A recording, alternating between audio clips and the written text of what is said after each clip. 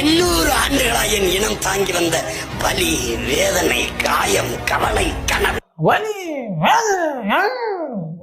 ஒன்னும் புரியல. நெஞ்சில குத்துக்கிட்டு பதிலா ஒரு 1.5 சான் நெருக்கி குத்திக்கினா வயிற்றுல சோழி முடிஞ்சிருக்கும்.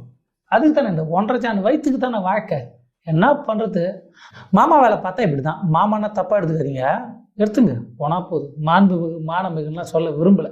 இவன் மாமா பையங்க, சாரி மாமா தாத்தாங்க. எங்கள் தாத்தா வயசுங்க இவரு. இந்த வயசுல இந்த வேலையெல்லாம் தேவையா? என்ன பேசுறாரு பாருங்க.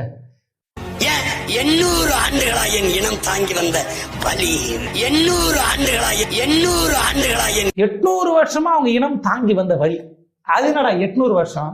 பெரியார் தானே திட்டிட்டு இருந்தேன், கண்ணா அப்படின்னு பேசிட்டு இருந்தேன், இல்லாத பொள்ளத்துல எடுத்துக்கிட்டு இருந்தேன். அது என்ன 800 வருஷம்? ஏன்னா பெரியார் பிறந்து 800 வருஷம் ஆகுது. அப்படிதான் இருக்காது. அதாவது இல்ல 800 வருஷமா வெள்ளைக்காரன் ஆண்டான்ல. எங்க ஐடியாப்பா, நாங்க சொன்னதுல எத்தனை நாள் கதை. வெள்ளைக்காரன் வந்துதான் நாட்டை இப்படி பண்ணிட்டான் அப்படி பண்ணிட்டான், வெள்ளைக்காரன் தான் ஜாதியை உருவாக்கினான். அந்த கதைக்கு வர ஆளு சுத்தி கித்தி 800 வருஷம். அது என்ன கணக்குன்னு தெரியலையே. ராஜராஜ சோழன்னா திருவள்ளுவர் பிறந்தனா 800 வருஷம் ஆகுதா? என்ன கணக்கு 800? பெரியார் பிறந்து 800 வருஷம். அதானே சொல்ல போற. சொன்னாலும் சொல்லுவேன் அந்த ஆளுக்கு 800 வயசுன்னு. யோசிச்சு பார்த்தா சுத்தி சுத்தி எங்க கிட்ட வரான் என் மனுஷன். நேரடியா வரல. வாங்கின காசுக்குன்னு சொல்லாதீங்க, வாங்கின விசுவாசத்துக்கு அப்படி வரான்.